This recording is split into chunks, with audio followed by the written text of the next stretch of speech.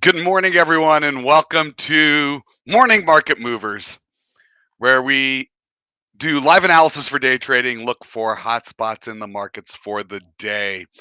My name is Todd Rich. I'm with Nadex. With me from Keep Trading Simple is Brian Caprice, and we're clearly running our Halloween, I guess, pre-Halloween episode This is because my zombie look with a 3-week-old.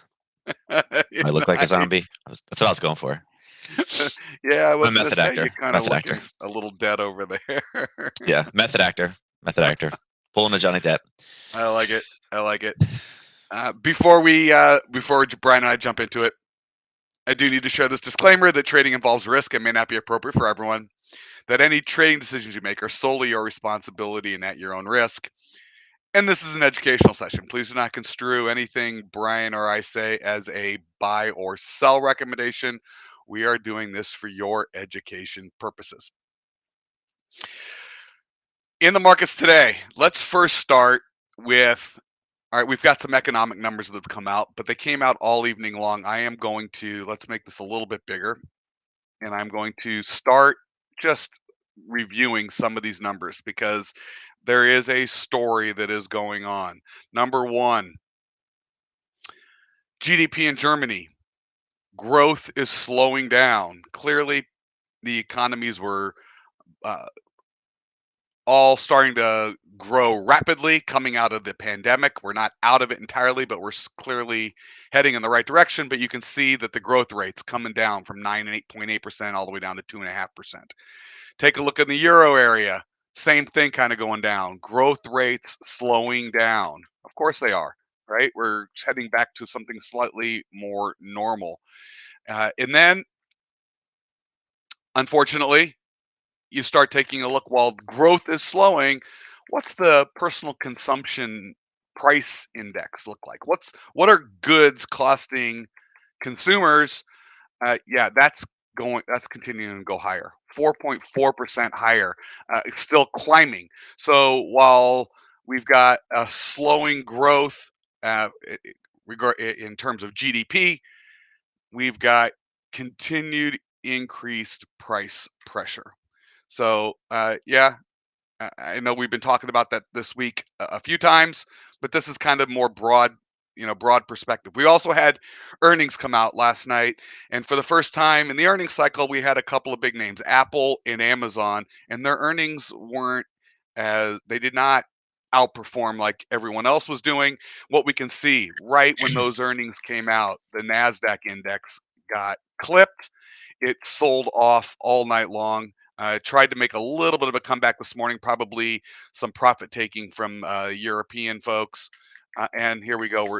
So we are looking equities across the board, looking in the red this morning. But that's not the only thing that's looking lower. We've got oil trading lower. We've got nat gas trading lower, although it's trying to make a little bit of a comeback. We've got I'll show you why. I'll show yeah, you why. okay, and then we've got gold trading lower. So yeah, everything's sort of selling off this morning. So not setting up for a happy Friday. We're setting up for a scary one.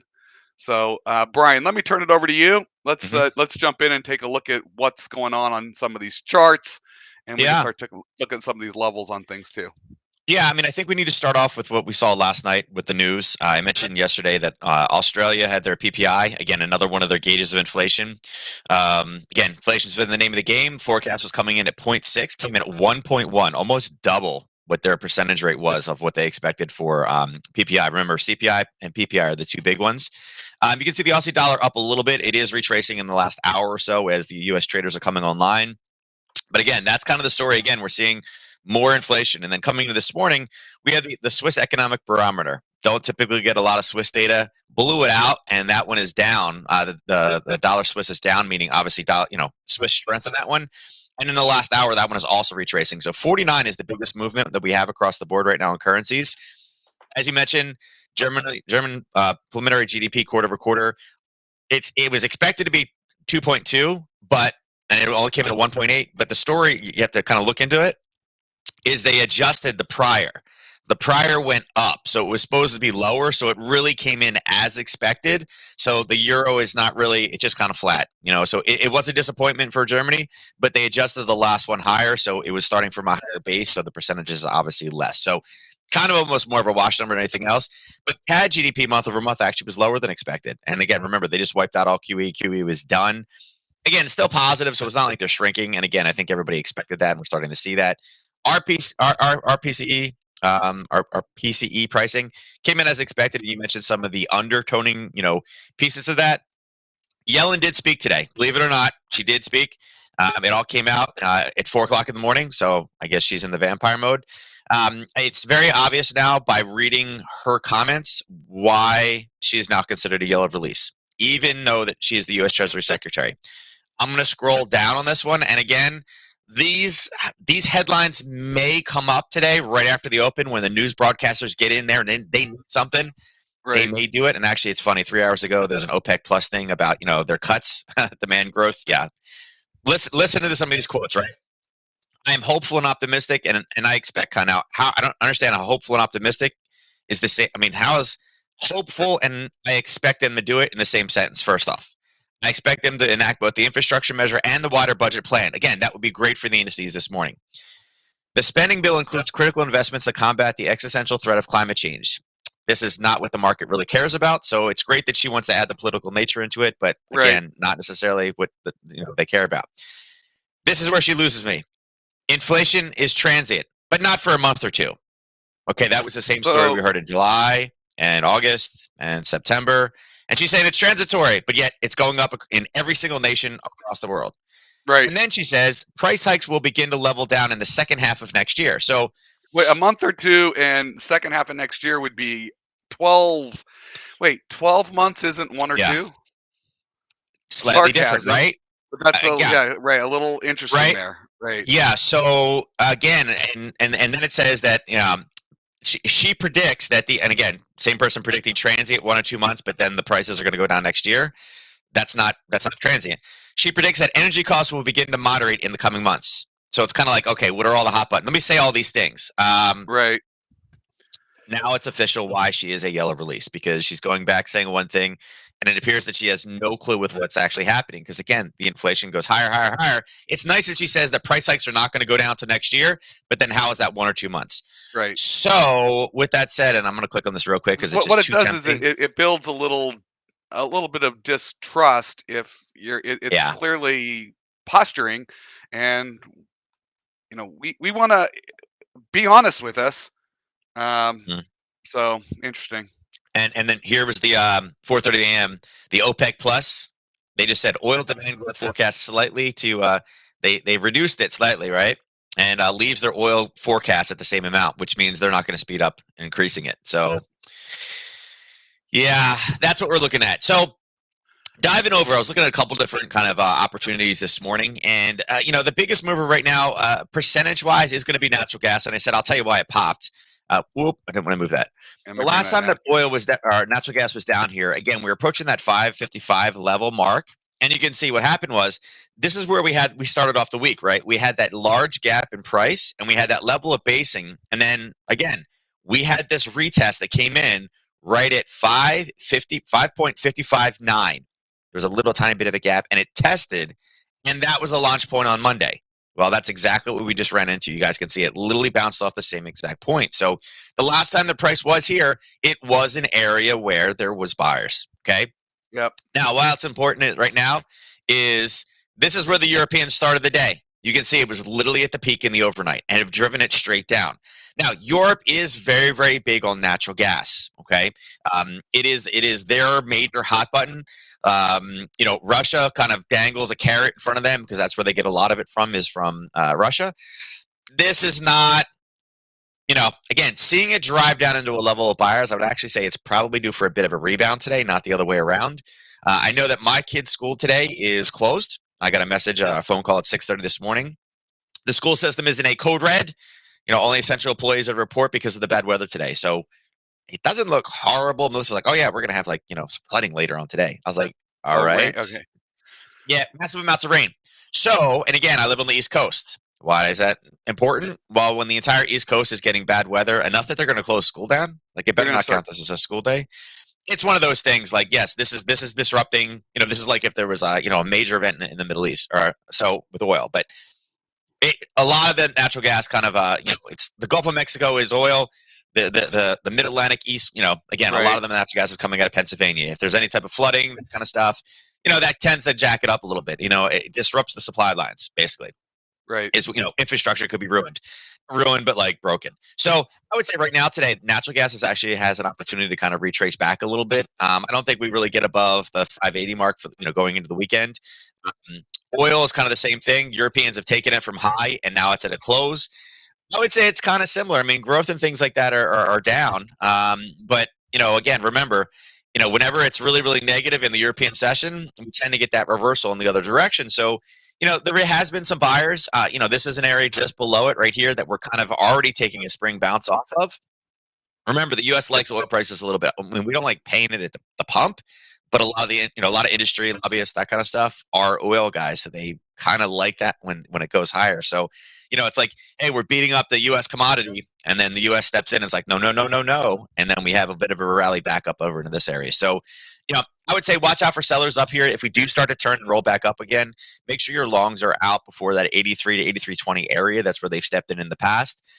Is this going to be the bottom for the day? I don't know. I think we got a little bit more time to kind of come in, but if you look to see the rest of today, we basically have consumer sentiment, and then obviously the currency report is really going to not affect it much. But this story right here, talking about how we're, they're leaving the demand forecast. If they're saying that demand is fine, they're going to follow the same path for their cut, the reduction of cuts. Why would they change it if they don't think anything is changing right now? Right. The trajectory. Right. And they're going to keep banking the dough. Of course. Yeah, exactly. So, I think that's something to watch out for. And talking about how OPEC Plus is making no changes, even though we need it. Consumer sentiment looks good. That rises us higher because then we're saying that our demand is higher. And remember, they always want to, where they are right now, they're loving the price of of oil where it is. They're making a lot more money from it. So they don't want to release it too fast and crash the price of oil. They're businessmen at the end of the day, even though we know that it's getting worse. And like I said, the pump prices are crazy. Gold and silver both down. Gold has finally left and it's really pushing deep, and it's kind of bounced like 3 times in the last couple of hours into this lower level. So we're really testing the lows now. If we bring the lows back into kind of where the majority of the basing was going. I mean, again, so many wicks, very, very difficult to kind of really do much off of, but we kind of pierced it here, and they stepped in. It's kind of where we're at right now, and we're seeing a little bit of retracement back again. But seeing some of the numbers from Amazon and Microsoft not being good, which was a surprise, got to be a little bit careful with this one today. But I do think there will be something in here. Gold and silver are both kind of, and look, I mean, here's the 15. Look at this. It's just all wick back and forth. On a 30-minute, I can show you there. It's back and forth. So it's moved. I mean, again, 2378. Again, hearing comments from yelling about transitory, but then it's going to last for months and months and months. Got to see what the talking heads this morning are going to grab onto. If they're going to mention that, hey, prices are going to continue to grow, inflation for the next year, these should catch a little bit of a bid, and we're seeing that we're seeing that already over in the cryptos. I mean, Bitcoin's up 0.6, Ethereum's up 0.6, back above 60, almost 61,000 and 4,300 respectively. So remember, that seems to be the first place that inflation. It's weird. The cryptos are kind of like the Russell. You see the Russell react very, very fast to things because it's the small caps. Cryptos are the first thing, and then it's kind of like when everything else jumps in, then gold and silver jumps in. And TLT is actually, it's showing a gap down right now, right? Right. Remember, bond prices go down, yields go up. When bond prices are doing this, you tend to see red. And again, VIX right now is up 5.5. Look at this. We're showing a gap higher in the VIX. High VIX is never good. On that, let's just take a quick peek at some of these equities. And maybe before we wrap for today, I want to just because we are opening lower, we might want to just take a quick peek. Take a look at the S&P and the NASDAQ. Okay. I mean, ES again, we came back up and we hit. We punched higher. Right now where we're kind of hitting things. There's a level sitting right here, right? It's not surprising that we're bouncing through those things, but again, it's already been hit once. It's already been hit a second time. We're pushing back down again. We're talking about the VIX being higher. It's a level that it is a level, right? Any other time of the day, I'd be like, it's great. Take this one. But because we are in such close proximity to a very psychological number, the 45.50, we got to see where we're at in the next 30 minutes. But I would say that it's probably setting up, and excuse me, I would say it's probably setting up more on a purely technical basis for a long. The problem is going to be the earnings from Amazon and Microsoft. Right. That's going to be the big issue. That's what's going to weigh on people. People really haven't had an opportunity to trade that one. But on a purely technical basis, I mean, there's again, with the level we're at right now, there's obviously a ton of basing and a little bit of a pop right off the psychological number. And then there's also this little base right here that has also been tested where buyers have stepped in. So it's got 3 levels. But again, 2 big names like Amazon, Microsoft, not necessarily the best. So again, consumer sentiment down here at 10 o'clock may be the way to play this one. NQ is obviously taking a little bit worse. It's down 1%. But what is it doing? We had a little buying area here, but interestingly enough, had we used a psychological level at 15,600, it's already bounced off that one time. So you can see how it's being drawn in. And again, we blew through the 15,700 yesterday, almost made it to 15,800. I was like, go, go, go, go, go. Right now, I would say it's kind of the same way. The market hasn't had an opportunity to react to it, but if we are sitting in some of these levels, they are on a technical, analysis-based, opinion. It has hit it a few times. There are buyers there. Price has been unable to really break through that 15,600. If consumer sentiment looks good, yes, I know that the earnings are bad, but has the market prepared and has the market gone down to get a better buying price to trap the retail trader that says, "Oh, I'm shorting NQ as soon as we get in because Microsoft." So they're trying to take advantage of the bad news. No, Microsoft is doing good. It's Amazon and Apple. Amazon and Apple. Sorry, Amazon and Apple. Yeah, I mean, they're thinking this as a retail trader, but the market's already done the move down. It's done the move down here, and the market is trying to get a cheap price to buy it and go higher. So, like I said, infrastructure being passed, budget being passed, all those things, that's all positive. There are encouraging things there. So it'll be interesting to see how what this trap looks like. I will say, JP Morgan did, yes, Apple's, there was some, and again, it was on supply side. Some of those the backlogs of being able to get some of their components, but ultimately, but Ford has no problem. If they need components, call Ford. Ford said they don't have any problems. And meanwhile, JP Morgan was like, just buy the dip. Just buy the dip. I mean, there's going to be a dip. This is Apple. I know we're not trading Apple at Nadex, but all the people that are thinking, "Oh my God, this is so horrible. I can't wait to short it." Well, it's the Nasdaq index, and the whole index is getting clipped and being brought down by that. So it's, I mean, that exposure when you're looking at it, right? Tesla holding firm. Tesla's doing well. So but anyway, guys, I would say you see that big move in after. Again, the retail trader is lined up and primed for a trap right there. If you see any type of basing, even at the open, and the way to play this, I did a mentoring session with one of the students that watches this program, and all last night I was like, I can't believe how great she's doing with it. Call spreads. Go over there and look at call spreads. A lot of these call spreads are really matching up well, and you're able to take such minor risk on there, and it's protecting you from the whipsaw at the open. Been a great opportunity. She was doing it with knockouts and had a phenomenal week. But I said, hey, do me a favor, switch it to call spreads instead of your knockouts, just based off that morning volatility, and it's giving you a little bit lower risk. See how it works for you. Check them out. There's a lot over there. We've been mentioning it every morning. Drop to the 15-minute, look at the opening candles, and again, it doesn't matter at the end of the day. It matters in that first 30 minutes. It's a great opportunity over there, so please go check that out. And again, YM is really the same thing, floating around that 35,500. And Russell, look at Russell. Russell peaked up and has been holding. It's not as weak as everybody else. We start getting positive today, look for Russell to be the one that breaks up again. And can we get to 23, 25? It's possible. It's sitting in an area right now where it's definitely had some buyers, as well as there's another little base right below it. So it's kind of stabilized. And even if it's just a little bit of a pop to take advantage of the overnight news and then drops, catch the pop. But I would say right now, I mean, besides this little area right up here in the Russell, I mean, we kind of got smooth sailing for the most part back up again. So anything that turns positive, they pass the infrastructure bill today, then again, I think all these can go. Instead of being red, being spooky, I think we could actually we could end up. So yeah, keep it. Definitely going to be some volatility going on in the equity indices. So a place to be looking today. There is going to be action there. All right, with that, Any questions for Nadex, please email us customerservice@nadex.com. Any Mm. questions for Brian, you can certainly email Brian at support@keeptradingsimple.com. What a quick recap: uh, GDP numbers, growth slowing, personal consumption expenditure prices for consumers are Stagflation. yeah, still continuing to climb. We did have some surprise negative earnings, not negative, but just not as good as what was expected with a couple of big names, Apple and Amazon, and that is why we're seeing the equities opening, looking to open in the red. Might be an opportunity. I think once people digest that and look at it at the broader market, we'll see. It just means that Jeff can only go to can only go to space 3 times next year instead of Yes, 4. That's all it means. yeah, Yeah, great. yeah. And He then can only we've go seen three some times. volatility. Oil and nat gas have been moving around. I mean, we do have some volatility going on this morning. Those short duration binary options can certainly be a pretty interesting opportunity.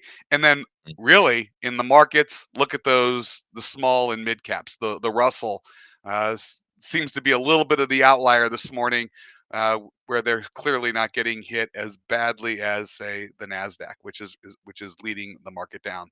With that, I want to wish everyone a happy Halloween. Have a very safe weekend. Hope everyone enjoys. And Brian and I will catch you again on Monday in November. I'll have eaten 50 Reese's peanut butter cups by Monday morning, so we'll see what I look like Monday morning. All the Reese's peanut butter cups are coming to me. I will say on the Reese's peanut butter cup, I did see one pretty funny ad. It said how to eat candy corn at Halloween. Throw it in the Open the trash. bag, pour the contents into the trash can, and go eat some Yeah. Reese's peanut butter cups. Eat some Reese's peanut butter cups. Yeah, yeah. It's a different generation. Different generation. Definitely very funny. All right, everyone. We will catch you Monday. Enjoy and good luck in the markets.